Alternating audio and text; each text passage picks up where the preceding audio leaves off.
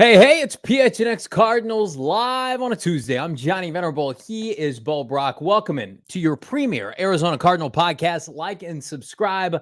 Leave us a 5-star wherever you get your programming. Become a diehard. Go PHNX.com. Pick up a free hat and or t-shirt every single year. What's up to everybody in the chat? What's up to my fearless co-host here?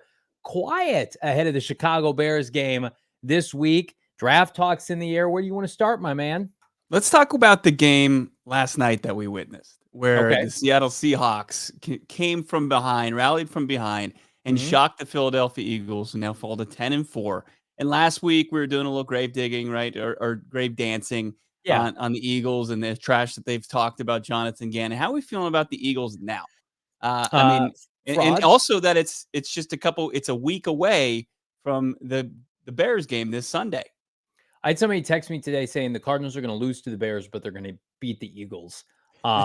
Listen, life comes at you fast in the NFL. I do think the Eagles have been outed. What did I say before the season? I thought they'd go 9-8, and they started hotter than I expected.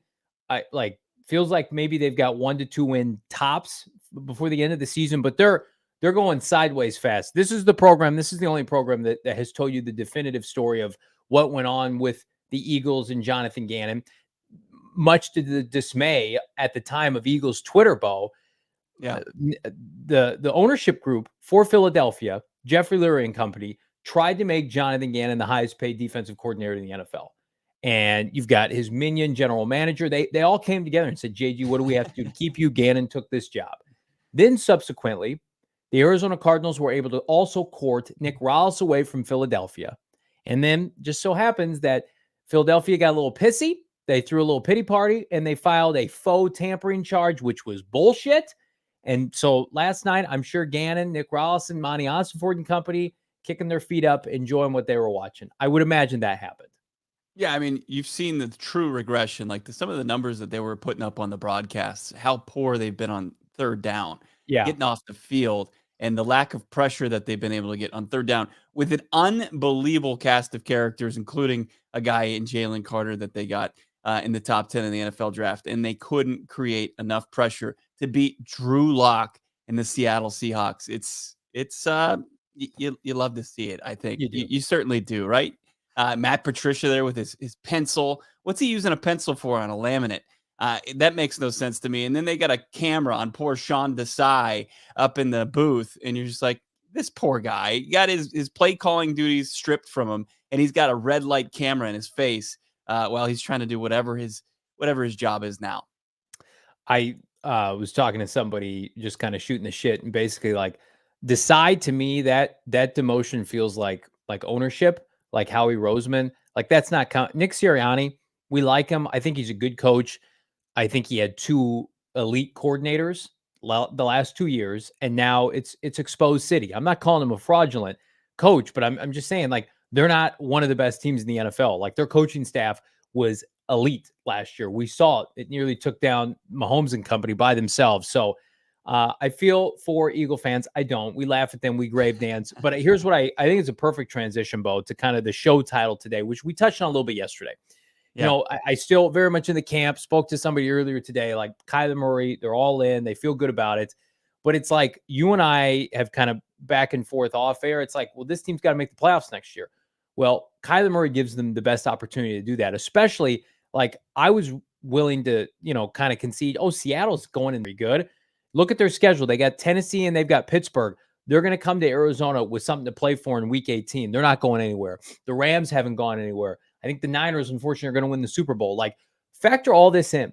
These were transitioning, rebuilding years, especially last year for Seattle and this year for the LA Rams. and they're like, oh yeah, we might fuck around and make the playoffs. Yeah. Like that's what you have to contend with. So when you look at Kyler Murray and you scoff at like his ability to do X, Y, and Z, he has already done this. He has made the playoffs within this division, albeit with Cliff Kingsbury.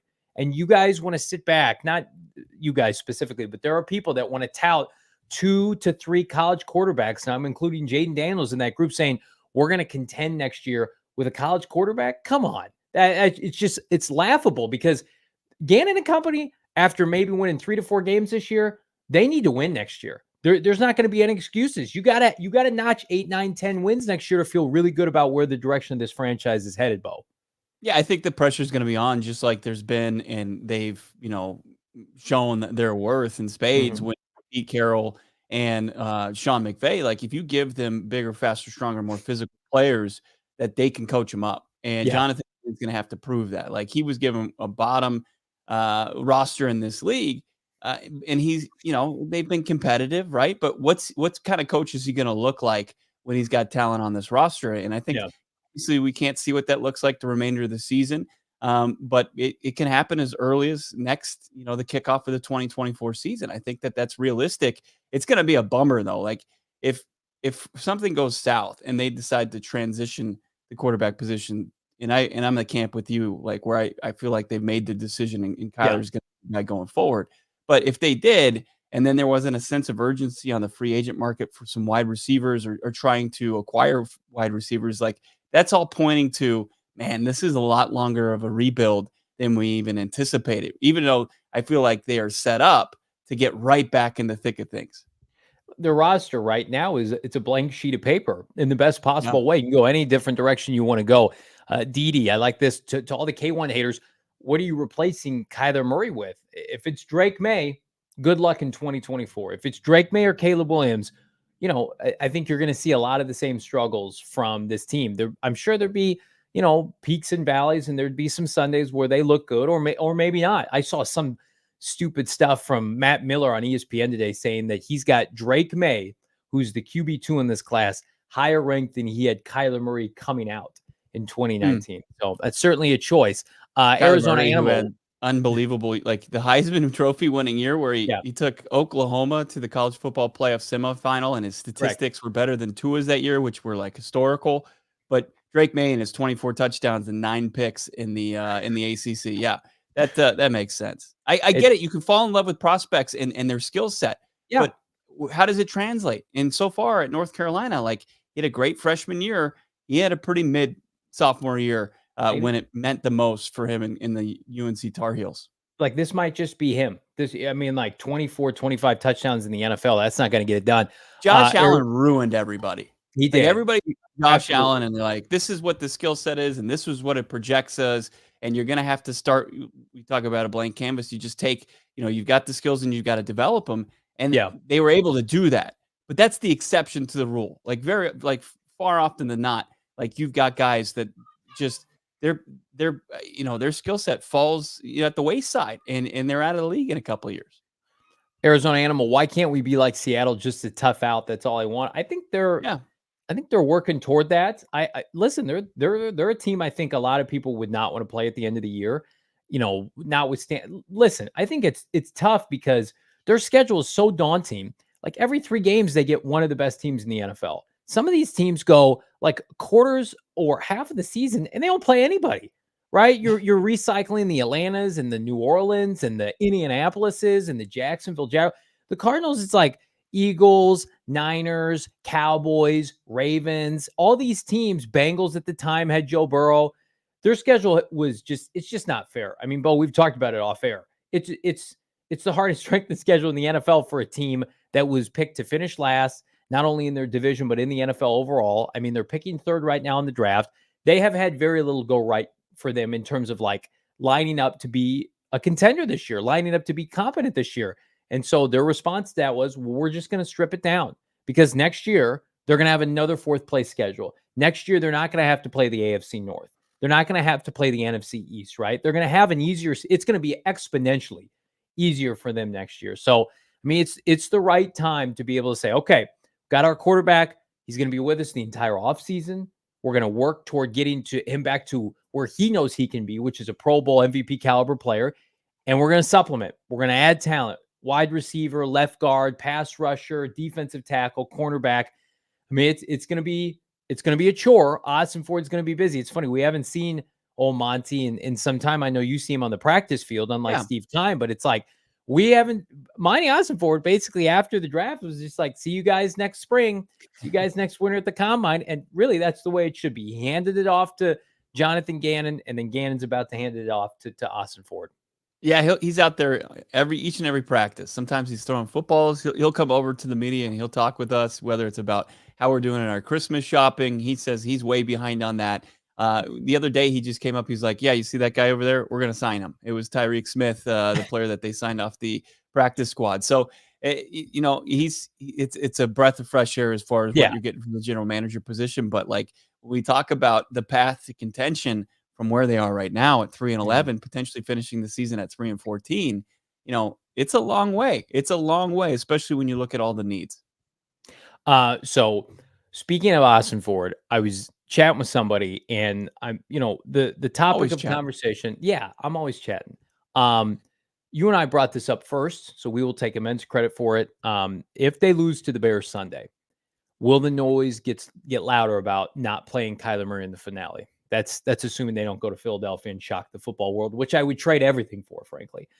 But I was talking to this individual, and they said that wouldn't be a Gannon decision. I said, that's interesting. What do you mean by that? Ossenfort would come to Jonathan Gannon, and they would have a decision to make, and Kyler Murray would be included in that conversation. You would have to get Kyler, obviously the coaching staff, but Gannon's the extension of the staff, and Ossenfort together, and just say, for the betterment of this franchise, Kyler Murray, your season's going to be done after Philadelphia. Tune is going to start the finale against a Seattle team trying to make the playoffs. I think you start all the guys in a contract here. You start Dortch. You start everybody that's out to prove something, and you let the chips fall where they may, assuming that you take the L, and then you're gifted then a Hall of Fame caliber wide receiver, assuming he declares and the medicals check out. I'm going to tell you right now, I think we're either a week from a win, which would basically put them out of range for Marvin, in my opinion, or we're a week away from this growing exponentially louder, because there have been times this year, Bo, they've evaluated, and they've used that evaluation maybe even more so than winning a game. We knew that. It wasn't all about wins and losses. I know that's what it may feel like on Sundays, but it's about evaluation. So I do think as we get closer to that finale, I think January 7th against Seattle, Clayton Tune becoming the starter, I think, is more and more apparent. Gannon's not going to give anybody anything right now. I'd be surprised if they had that conversation, but I look at Zach Taylor in Cincinnati, and I think Jonathan Gannon was a higher profile head coaching candidate than Zach Taylor. I know he coaches offense. Zach Taylor was pretty average, below average, frankly, when Joe Burrow got hurt. And then he had Joe Burrow, and they got gifted Jamar Chase, and they went to the Super Bowl. I think you could spin it to Gannon, certainly Kyler. Hey, the hierarchy is going to be Kyler Murray, Trey McBride, and Marvin Harrison Jr. Jonathan Gannon can feel good about his job security. I mean, like that, there is something to be said. It's Bears watching is what I'm going to tell everybody.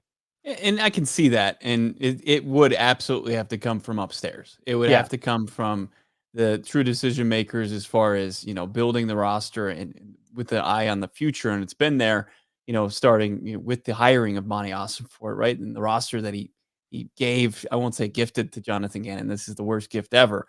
But I mean, for the most part in the NFL, relative to the rest of the rosters in the league. But I think that Jonathan Gannon and Kyler Murray are too competitive to kind of buy into that. Like they would make the case for why Kyler should play in the finale, even though we're all seeing like, well, you could miss out on. You don't think Kyler could see the big picture? I'm going to tell you right now, I don't think there's a huge difference between 3-14 and 4-13 if it means you're going to get a generational prospect. I mean, I think that's got to be, if we're talking about it and thinking about it, they are. It's in the back of their mind. I can tell Gannon knows who Marvin Harrison Jr. is. Kyler Murray knows who that is. And their receiving core, it'd be one thing if Hollywood's going off and he's got 1,400 yards this year. They have no wide receivers. Nobody can separate. Nobody can get open. I think it's a very viable talking point that bears watching in the next week and a half. For sure, yeah, and I don't think it's going to go away. And you're right; Nope. it's good that noise can get louder. They lose this weekend, and they lose in Philly, and you're just sitting there in a prime spot to land number 18 at Columbus, Ohio State Buckeyes, and Marvin Harrison Jr., a guy who I know I've seen a bunch of draft guys like, stop calling these guys generational. It's like, well, it's the next generation. He's going to lead the way for the next generation of wide receiver coming in this league. You could easily like falsify, like Kyler Murray's been great this year. He's our quarterback of the future. The injury coming back from it's taking its toll on his body. We need to sit him in the finale. Make up whatever you want. Sports hero, Bull, whisper into Monty's ear to sit Kyler. You have the influence. Do the right thing. I don't hate that, sports hero. Bo, get out in the practice field and talk to Monti Ossenfort. It's like, what is this weirdo whispering in my ear for? Get him out of here. And then security Personal comes space, and Bo Brack. just physically removes me from the facility. And by that point, it'd be long overdue. Everybody like this video. Do us a favor. We're going to get to 200 likes today. Blaine Clark brings up a good point saying that Kyler, I think, is 2-7 versus Seattle. We're okay starting him. And that's a possibility too. You could start Kyler and still lose that game. But wouldn't you like to just be able to kick your feet up that day after watching 16 games of just a really tough time this year and say, we may not get a dub on the field today, but we can get a dub, an infinite dub this offseason, and just start printing the Marvin Harrison jerseys immediately after the finale, Bo? No. I mean, I think that the point you just tried to make, like, could we play spoiler to the Seahawks trying to make their way into the dance? I'm over that. I don't care about that. Pete Carroll's been to the playoffs 20 times. They're not winning anything this year. Don't you want to see him obnoxiously chomping his gum, him kind of choke on it a little bit once he sees that the Cardinals are going to start to build momentum into them making some noise next year in the NFC West? I think you got to work. You just want him to roll over and die in the 2023-24 season. Let's get to some of these super chats here. Alex 499, friend of the program. Did Monty say every snap in the offense matters for Kyler? This could have him playing in the finale. I mean, sure. It also, maybe they thought they were going to win a few more games or not, but it's week. This is so touch and go, Alex. I believe it's week to week. I think you're going to that conversation about sitting for Marvin would not start until Sunday night after Philadelphia, Monday morning. Like, we're going to put a game plan together for Clayton Tune this week to get him some exposure, or to Bo's point, like maybe Kyler starts and plays a possession or a quarter, and then you treat it like a preseason game. You have a preseason game in January, right? The first preseason game until next August when they play another one. That's how I would treat it. Deuce, $2 super chat. K1 Kool-Aid is real up in here. Mediocrity City. I think, again, if you're calling K1 off a torn ACL mediocre, that's fine. He's been pretty average since he came back. But, I would say, look what he's dealing with. Bottom tier roster, no wide receivers, new staff, new offensive philosophy, under center, and off a torn ACL. So if this is mediocre, I can't wait to see what he's going to look like next September. Well, and look what the current regime had to do to the old regime's roster. Just tear it down. It was in such terrible shape. And Kyler Murray, it was a year removed from helping that team to the playoffs. So I don't know if you think that there's a guy in this draft that's worth doing it, like going for it, like they're out of the Caleb Williams territory. Like Caleb Williams is going to go 1-1. Drake Maye, I've yet to be persuaded that he's the guy, that he's somebody that you pivot your franchise to. Here's a good comment here. The way you don't go 0-16 versus the division, they are a joke, would be nice to win one. And then saying, Chris, couldn't giving up the last game be a bad message to the locker room of the future? The good thing about that, Chris, is most of these players will not be back next year. So you don't have to worry about that. A lot of this roster is going to be different. No, but I know what you mean. Like some of the veterans that'll be back and the rookie class. But I mean, again, like you got to think about the long-term vision of this franchise and what it desperately needs. And if you have, let's say you have Marvin Harrison Jr. graded out as a 99 out of 99 or 100 out of 100, whatever you want to say, if you're Monti Ossenfort. And then Joe Alt or Fashanu out of Penn State is like a 92 to a 93. Really good. Blue chipper in that draft. If it's that substantial, and you have, like, I remember Dave Gettleman, the old sloppy Dave with the New York Giants, said that they took Saquon Barkley that high because they had a Hall of Fame grade on him. Like if you're Monti Ossenfort and you have what's called a Hall of Fame grade on Marvin Harrison Jr., like you do what you can to get a Hall of Fame player in here. It just changes the trajectory of your franchise.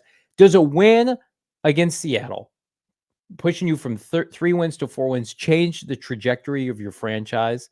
I don't think so. I think it makes people feel good heading in the offseason. I think Cardinal fans will feel pretty good if they're picking 3rd overall. That's my interpretation. I could be wrong. Yeah, I mean, best player in the draft right now. I think that you could certainly make the case for that. And if you don't need to address the quarterback position, that's your guy, Marvin Harrison Jr. Outside of that, there's some second, third tier guys, but no, he's the guy. And I don't think there's ever been anything questioned, from his love of the game and his will to go out there and produce. It just seems like it would be, and then the ability to sell jerseys is going to be unreal for this organization. I mean, a roster that just lacks star power, it just immediately adds that. In tackles, as much as they need to eat their vegetables the rest of the draft, like they don't sell jerseys. They just don't. I'll put a bow on this by saying, like, you can't tell me that wins were everything this year when they stripped the roster down to what it was.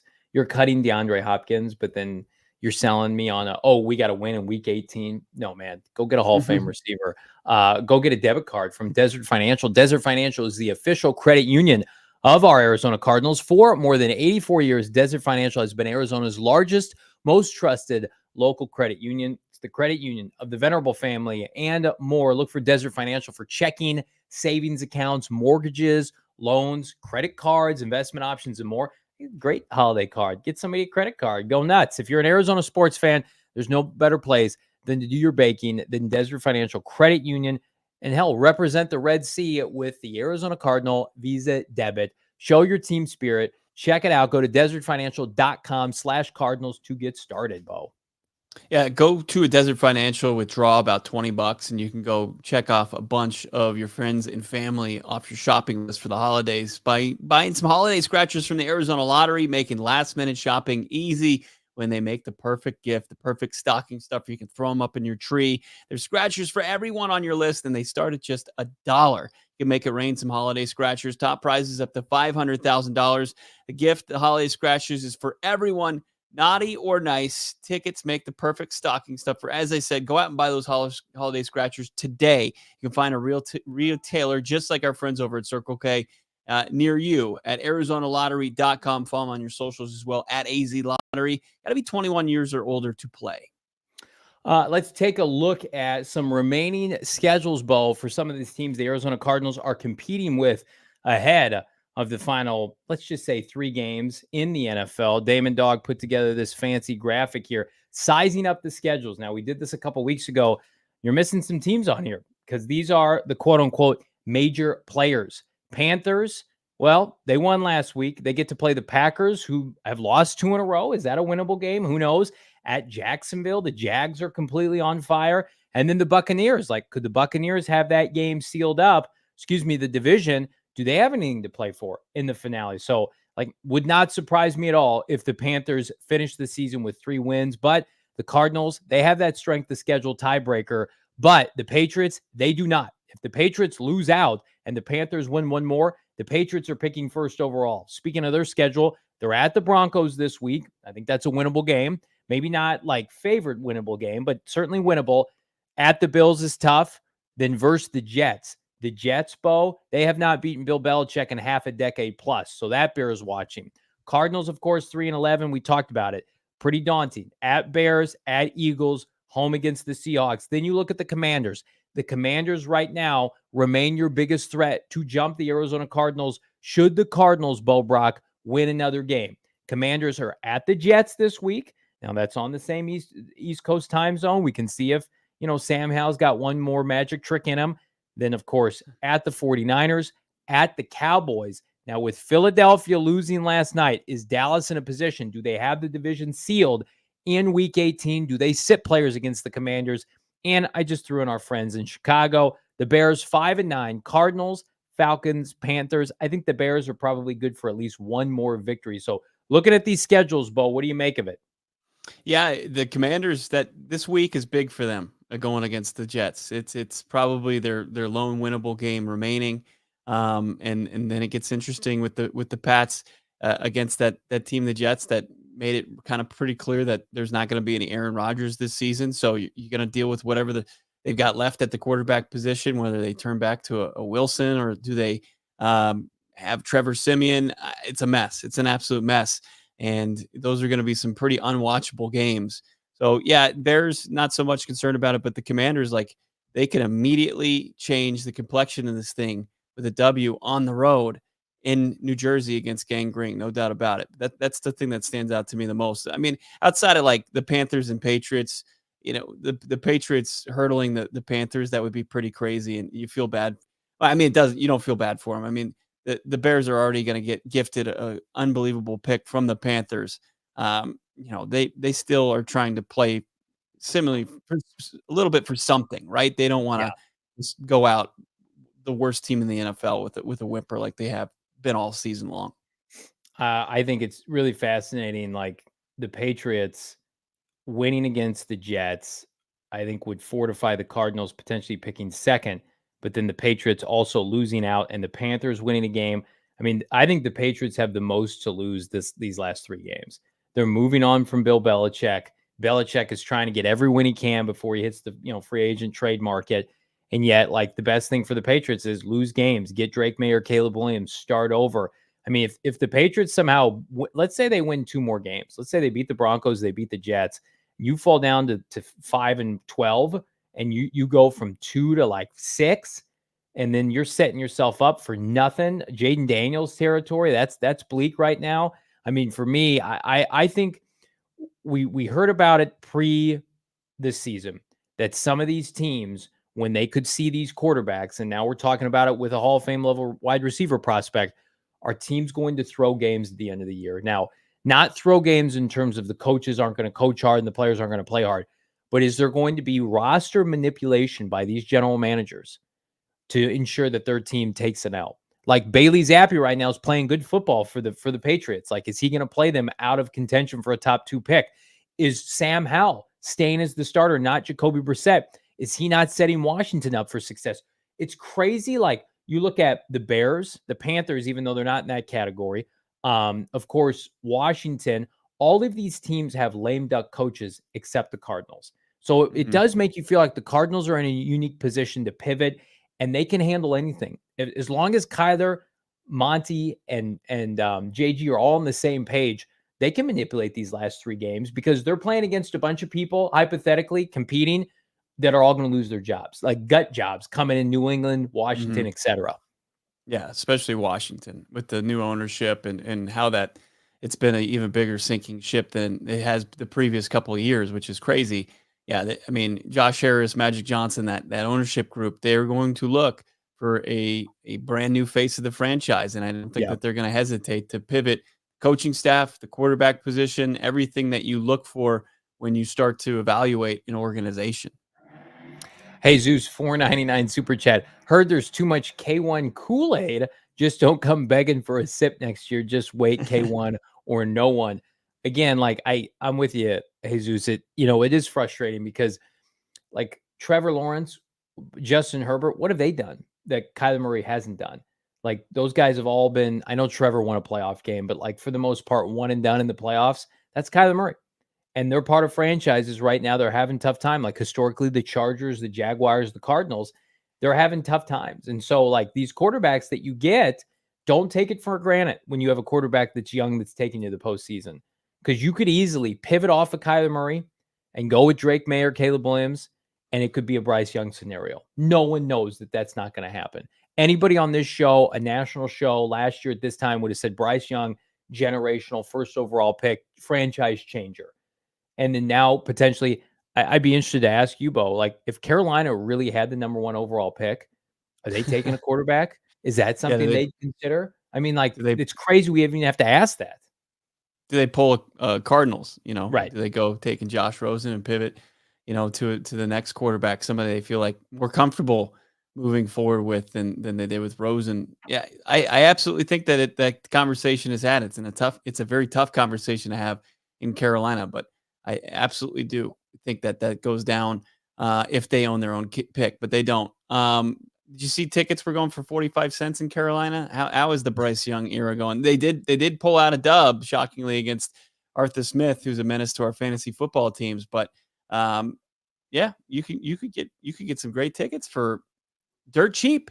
Are you telling me, so if I use the Game Time app, it's $20 off my first purchase? Does that mean it's just like free? It's free 99 if it's 45 cents? That sounds pretty good to me.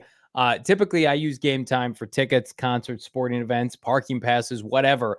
And if it's your first time, first of all, what are you waiting for? Use that bonus code PHNX, $20 off your first purchase. As Bo mentioned, like, Cardinal tickets are cheaper this year for obvious reasons. However, they're not 45 cents, but $20 is going to get you a good amount off. And thankfully, we got no more Niner fans in town for a hot minute. Terms and conditions apply. You download the Game Time app, create an account, use that bonus code PHNX, $20 off ASAP. No questions asked. Download the Game Time app today. Last minute tickets, lowest price guaranteed. Suns taking on a familiar face. Is DeAndre Ayton going to be in the lineup tonight? Our guy Damon Dog would have to tell me that. But regardless, you can check it out on our friends over at Arizona's Family Sports, 3 TV and Channel 44. You're looking for Suns games, including tonight's game against the Trailblazers at 8 o'clock. You can find it in your area. As far east as Albuquerque, you can check out Kevin Durant, Devin Booker, and the Suns. Go to the website, azfamily.com. Click Suns Games for listing information for your area. AZ Family is a great resource to help you find Phoenix Suns games on Arizona Family Sports. He joins us every week at this time. He was just at the White House last week. Now we're talking Cardinal football with the AllCity football insider analyst, Brian Baldinger. Baldy, how we doing? How was the White House? I was good. Good. My buddy Larry Doby, his father, got the Congressional Gold Medal last Wednesday. His father was the first black player in the American Baseball League, and they just wanted to honor him. And so they had originally scheduled it a couple of years ago, but it was the pandemic and they canceled. So it all happened last Wednesday. It was really a good ceremony. Larry went to Duke, played football with me at Duke, but so there was a lot of those friends of mine, basketball players, whatnot, that were there. But it was good. It was a really nice event. A lot of nice things being said about his father. Absolutely. Yeah. Fantastic event. Looked like it. We followed along on social media. I'm sure you were honored to be there. One thing we weren't honored for was the performance from this Cardinals team on Sunday, Baldy. But you were able to find some bright spots, especially this run game. What did you see from Drew Petzing and his squad able to go way over the 200-yard mark with James Conner and crew against a pretty stout defense in the San Francisco 49ers? Yeah, I mean, you got to look at, what they're doing well. I mean, right now, James Conner, like he did against Pittsburgh and in the second half 2 weeks ago, and like he did, and Emery DeMarcado continues to just impress when he gets an opportunity. I mean, he's gone against the two best teams in the league in San Francisco, Baltimore. He's had good games against both, but he seems slippery, knows how to find a hole and explodes out of it. Obviously the big touchdown run. I mean, you can say the 49ers were out there without their two starting defensive tackles, and they were. But still, I mean, to run for 230 yards like they did on 30 carries, Kyler and the whole group, Michael Carter got a couple carries. Like, that's what they're doing best right now. They're, on the season, averaging close to 5 yards a carry. Like, that's something you can build on for sure. And you can look at Froholt and how he's played in there at center. You can look at Will Hernandez and how solid he has been. And you can look at Paris going up against, Nick Bosa. And you can see some guys where you go, okay, there's some pieces here that we can begin to build this thing and start putting this thing together. Offensive coordinator Baldy, Drew Petzing, has had his ups and downs this year, first-time play caller. But I give him the benefit of the doubt going into next year because, as you mentioned, it's manufactured a really high-end run game. I think the offensive line has been good this year. And then he's gotten really good production out of Trey McBride. But the one glaring omission to all of that is this receiving core has been lackluster, to say the least. They're bottom tier in almost every statistical category. They average as a unit just over 100 yards per game. Is it personnel? Is it fit to the scheme? Is it just trying to fit, square peg into a round hole because most of these guys were here from the prior regime? Like, why can't the Cardinals separate and get a passing game going? Well, they're invisible, literally they're invisible. And so Greg Dortch, you go through the list, Rondale Moore.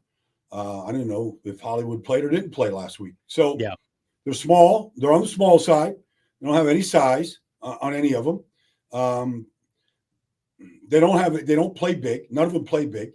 And you could be Zay Flowers in Baltimore and 5'9", but you play big. You can win outside. I don't see any of these guys able to do that. Rondale Moore has turned into basically a gadget player. Greg Dortch is, he's a try-hard, tough kid. You want him on your team probably, but he's probably your fourth or fifth receiver. And then, they need, like, it seems like if they don't throw to McBride or Higgins or the backs, they don't throw it to anybody. Like, that's it. That's who's getting the ball and the targets right now. So they feel like they're very handcuffed, and they've got to address that. They got to address that position. I think you go to college and find a lot of good receivers. We've seen a lot of good young ones playing this year throughout the league that are playing really, really well. But, whether it's free agency, trades, or the draft, they've got to pencil that position in as an upgrade, probably top 2 or 3 at least right now. Yeah, they're certainly going to have the cap space, the draft capital to address that position. How tough does it make it to evaluate somebody like Kyler Murray? And what have you seen from K1 through his 5 games since returning?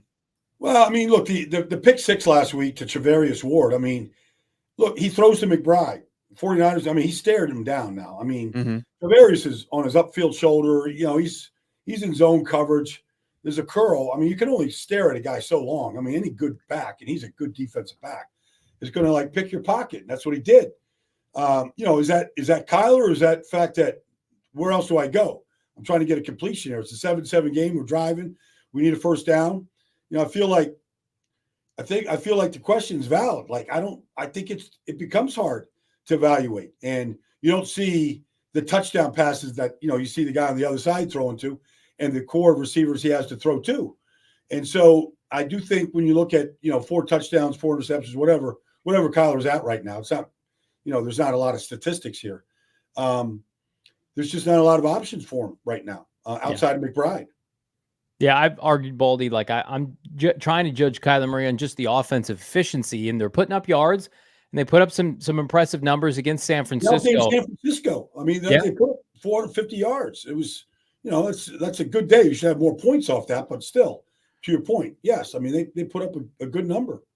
But they're also staring down potentially going 0-6 if they lose the finale against Seattle in the division. And I've always argued, this is the toughest coaching matchup for any new coach to go in a gauntlet every year, facing Pete Carroll, Kyle Shanahan, and Sean McVay twice. How do you think Jonathan Gannon is fared? And is this the best coach division in the NFL? Do you think? Well, anybody that was short selling the Rams coming into the season just doesn't understand Sean McVay. Yeah. They should have beaten Baltimore 2 weeks ago in Baltimore. That passing game is elite. Mm-hmm. And that quarterback just is a spot thrower. It's fun to watch him. I don't know how he knows where these guys are going half the time. They're running these choice routes. It's impossible to defend. And then obviously San Francisco is the greatest show on turf in the modern era right now. And yes, it's difficult. It's difficult. We saw what Pete Carroll did last night to the Eagles. But okay, he understood. I don't think Jonathan's trying to compare himself to anybody. Yeah. But I think that he's going to see Philadelphia, Nick Sirianni in 2 weeks in Philadelphia. He's going to see Pete. He's going to see a good young Chicago Bear team that should have won last week. It's just all they're trying to do is just measure some level of success. I remember Matt Eberflus, because I go on to Chicago with the guys up there for AllCity. And I was up there. I go on every week, but 6 weeks ago, Matt Eberflus came out and said, we're getting better. It's just not showing up in the win column. Mm-hmm. And he was right. And now they beat Detroit. They're beating Minnesota. They should have won last week. They're playing very good football. And defensively, they're a completely different team. And so these next 3 games, it's just good benchmarks. Where are we? I think, you need to keep playing as hard as you possibly can, run for as many yards, go up and down the field as often as you can. If you want to see some young guys right now, put them out there. If you're unsure about some guys or just guys on the roster, let guys showcase themselves right now. Whether they win these games or don't win these games, they're not going to get the number 1 pick. So you try to evaluate as many players as you can right now. And what is the future and what is I go back to Dallas in '89, and Jimmy Johnson. And look, they were 1-15 that first year, but they had Troy Aikman, and they believed in him, and they had a very good offensive line, even though they were 1-15. There was Stepnowski, and there was Tuinei, and there was Gogan. Like, they had a good line. And so they had a line and a quarterback. They found that out, even though they were 1-15. So, they had building blocks that allowed them to turn it around very quickly. When you look at this roster with 3 games to play, we went into this season having a ton of question marks about the defensive line. And when you look at kind of the weight class disparity between a team like the San Francisco 49ers and the Arizona Cardinals, it seems like up front, especially defensive line for the Cardinals, that they just can't compete at that. Are you seeing the same thing? Well, I saw Christian McCaffrey do just about whatever he wanted to do. That's that wasn't a good place to showcase your defensive front. But I think they're undermanned there. I mean, I do. I think they've found some guys off the edge that are pretty good. But they attacked Gardeck last week with 2 tight ends, and if Trent Williams gets on you, you're not getting off him. That's just a very veteran, experienced group. Period. They have started. John Feliciano was in their guard, but they basically, and Trent Williams missed 2 games. But for the most part, they've been lining up and playing the same guys every week. All the tight ends. Debo missed a couple games, but I mean, that's just what you get when you get continuity, and you've got the best players at the positions in this league. When you look at Trent, Christian, probably Brock Purdy at this point, Fred, Nick, like, you got the best players in the league at those positions.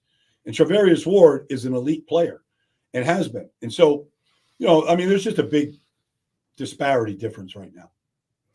You let us know you had to work Thanksgiving. You got to pick between Thanksgiving and Christmas. So you're off this weekend. Get time with the family, I hope. No, I'm working on Christmas Eve. Okay. I got a game to do Christmas Eve, but I am off on Christmas Day. So yes, I will. I'm going to get back to the family late. Hopefully they're still up. There's something still going on when I show up. But yeah, I'll have the day off. So I'm going to take full advantage of it. Well, you haven't. Watch that 49er Raven game though at night. Yeah, I'll probably that's sit down. A good one. What you and Gargano got coming down the pike here for us on the AllCity Well, we NFL just taped show? the show at the Reading Terminal Market in Philadelphia. Taped a couple shows over there today, so we had a good crowd. Ate a lot of brisket, a lot of banana pudding, put some food away. I think we're going to tape 2 shows on Thursday so we can get out on Friday. So, we were basically the obituary for the Philadelphia Eagles today, and, the effort that they had last night. So we went heavy on the Eagles, and if this thing is fixable, I will see the Cardinals and Eagles on New Year's Eve in Philadelphia. We'll stick around and do that game, so I'll get a first-hand view of what you guys are doing and what the Eagles are doing. Can I ask you real quick, how much do the Eagles miss Jonathan Gannon? A lot. I mean, look at this. Sometimes you don't know how good you have it until somebody's gone. We know that. Relationships, we can use that phrase in a lot of things.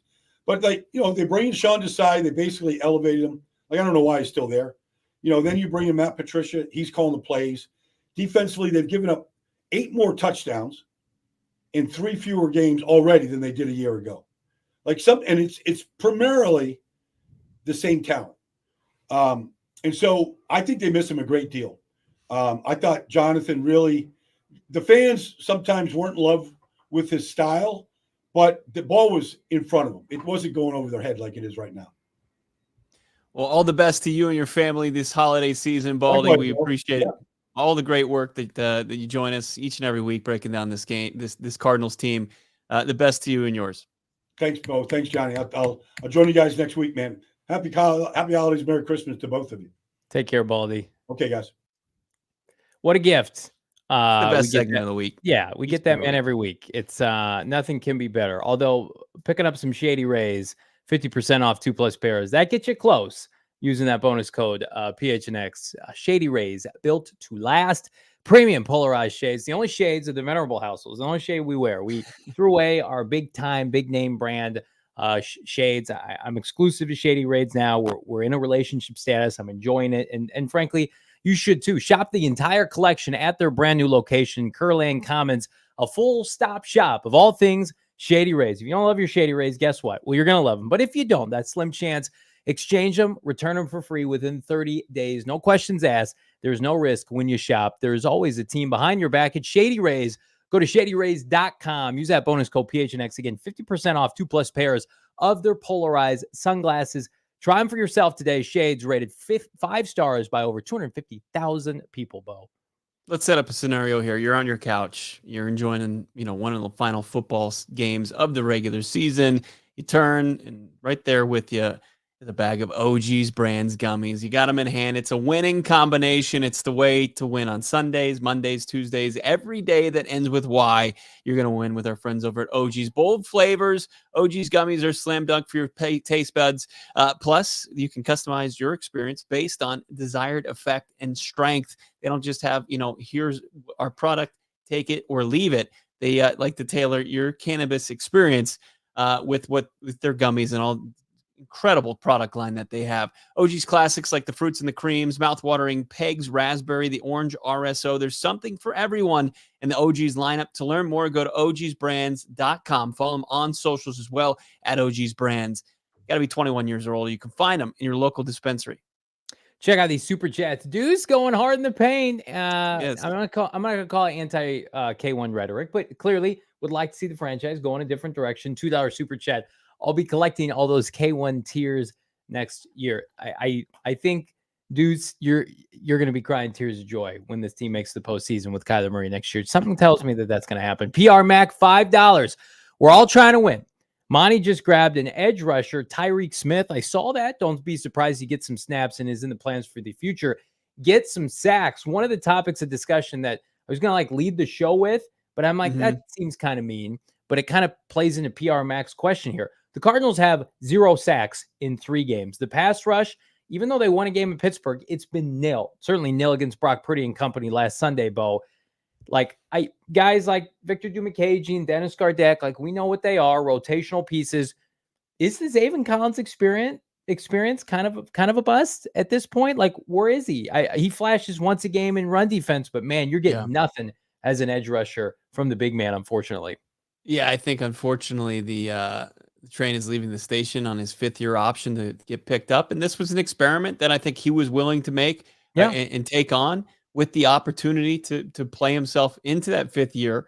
But, the impact just hasn't been there. And I don't know if it was just him putting on tape, something that the league and the Cardinals opponents recently have been able to adjust to and have been able to subdue him and take him out of making an impact on a down-to-down basis. Because early on, you saw Zaven's number 25 called, a couple sacks here and there, but it's been stagnant since then. Hasn't racked up really any sack statistics or anything that you want to see from that position. It's something that they're going to need to find this offseason, in free agency in the draft, maybe even the trade market.